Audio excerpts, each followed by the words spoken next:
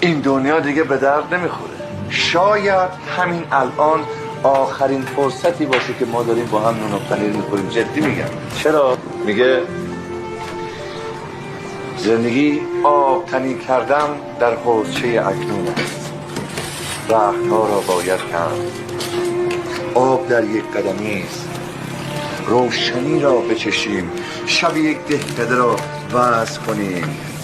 خواب یک آهو را صبحا نان و پنیرک بزنیم و بکاریم نهالی سر هر پیچ کلام. چطور؟